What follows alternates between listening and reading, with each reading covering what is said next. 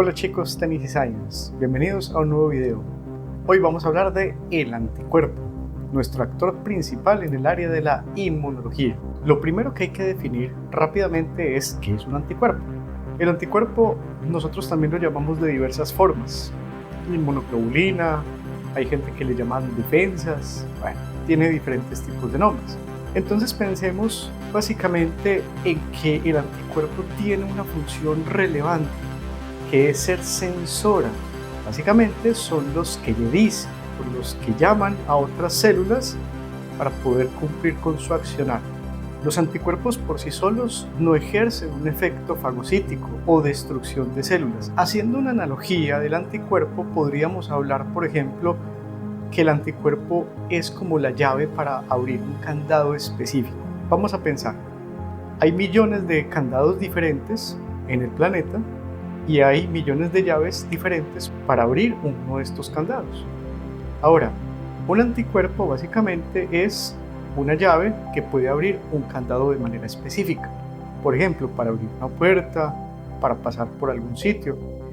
El anticuerpo generalmente lo que hace es reconocer pequeños patrones moleculares que se originan en diferentes tipos de células, en diferentes tipos de patógenos, en diferentes tipos de moléculas que pueden ejercer algún tipo de accionar patógeno o afectar a un animal o a un humano. Ya entendiendo la importancia global de su función, basado en esta simple analogía, vamos a revisar entonces de manera detallada qué es un anticuerpo. Un anticuerpo es una molécula supremamente pequeña.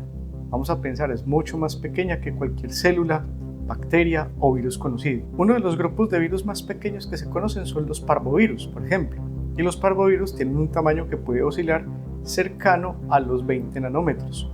Los anticuerpos tienen un tamaño supremamente pequeño, 14 nanómetros de largo y aproximadamente 8 nanómetros de ancho. Por lo tanto, son más pequeños que cualquiera de estos patógenos o microorganismos como vulgarmente los conocemos. Ahora, ¿cuál es el candado a nivel molecular? Ya hablamos que el anticuerpo puede ser la llave. Entonces, haciendo otra vez la analogía, ¿qué es un epítopo? El epítopo es la cerradura que se encuentra en el candado, es donde encaja directamente la llave. Es decir, la llave es el anticuerpo y la cerradura del candado vendría siendo el epítopo. Ahora, molecularmente, ¿qué vendría siendo los antígenos y los epítopos? Bueno, el antígeno básicamente es una molécula que generalmente está conformada de proteínas, glicoproteínas, en algunos casos incluso azúcares, en diferentes tipos de patógenos, toxinas, moléculas de tipo ambiental, en cualquier cosa que básicamente activen los anticuerpos, es decir, que tenga una reacción de tipo inmunológica y que van a ser reconocidos por el sistema inmune. Los epítopos es el sitio específico de unión de los anticuerpos con los antígenos. Los antígenos pueden ser muy grandes y tienen solamente regiones pequeñas donde van a encajar de manera específica una porción del anticuerpo que lo vamos a seguir llamando parátopo.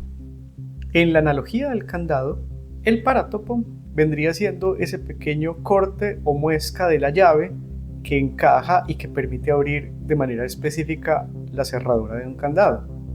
Es el sitio de unión del anticuerpo específicamente sobre el epítopo del antígeno.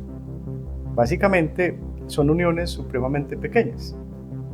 Y no se une la totalidad del anticuerpo sobre el antígeno, sino se une el parátopo del anticuerpo sobre el epítopo del antígeno.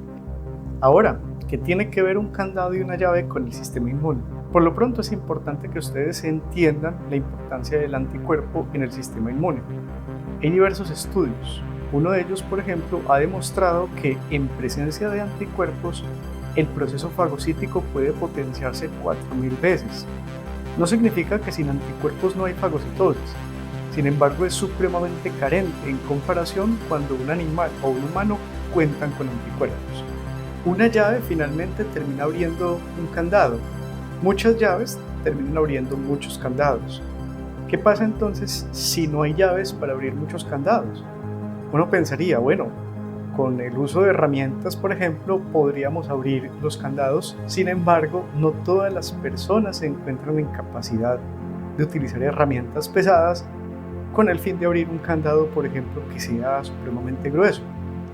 A eso me refiero haciendo la analogía entre el anticuerpo y la llave y el candado y los antígenos. Creo que lo más fácil para empezar es revisando cuál es su estructura específica, porque el anticuerpo tiene inicialmente una estructura bastante peculiar y bastante extraña, en forma de Y.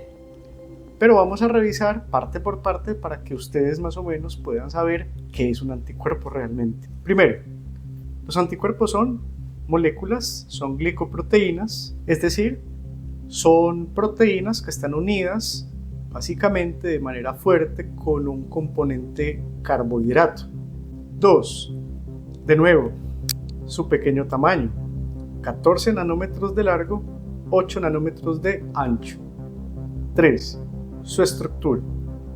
Tiene 2 cadenas livianas y 2 cadenas pesadas. Y cada cadena, específicamente de las livianas y de las pesadas, tienen 2 tipos de regiones. Una región constante y una región variable. La región variable en sí misma, estructuralmente hablando, cuenta con una región hipervariable, que vendrían siendo las muescas de la llave, que es básicamente donde se va a unir a un patógeno, a un virus, una bacteria o un agente ambiental, como por ejemplo una proteína que produzca alergia. Entonces, esta región variable es la que se une básicamente al antígeno, y la región constante también se une. ¿Pero a qué se une? En el caso de los anticuerpos que no están libres en la circulación o en el plasma, se unen a las membranas de los linfocitos B, que se conocen como plasmocitos. La región variable es lo que conforma el extremo de la Y, en donde se va a unir al antígeno. La región constante no es realmente tan constante. Y cuando les digo que no es tan constante, es que hay alguna serie de particularidades y de diferencias entre unas y otras que permite incluso definir diferentes tipos de anticuerpos.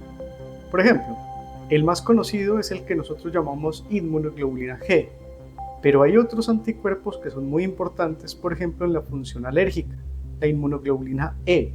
La diferencia entre la inmunoglobulina G y la E radica principalmente en dicha región constante, que si bien no es la que se une directamente hacia el patógeno, tiene una serie de funciones muy importantes en unión a las membranas de algunas células, la activación a una serie de proteínas que se conocen como proteínas del complemento, que también tienen funciones de tipo inmune, o por ejemplo la activación interna de la célula funcionando directamente ella como un receptor. Pero ¿cómo se unen entonces las cadenas ligeras de las cadenas pesadas? Para poder tener una unión fuerte entre estas se requieren puentes de disulfuro y permite entonces la unión de la cadena liviana con la cadena pesada de los anticuerpos, dándole esa estructura tan peculiar como si fuera una Y. Ahora, tenemos una estructura de origen proteico que se llaman zonas bisagras. Es una serie de aminoácidos que le dan la posibilidad al anticuerpo de tener, en el caso de los brazos, motilidad. Entonces el anticuerpo también podríamos clasificar su estructura en 2 regiones. Una zona de unión al antígeno, también llamado zona FAB, y una zona que permite la unión como un receptor a los plasmocitos. Y van a verlo en muchos libros y en mucha literatura como FC. FAB, fragmento de unión al antígeno. FC, fragmento cristalizable.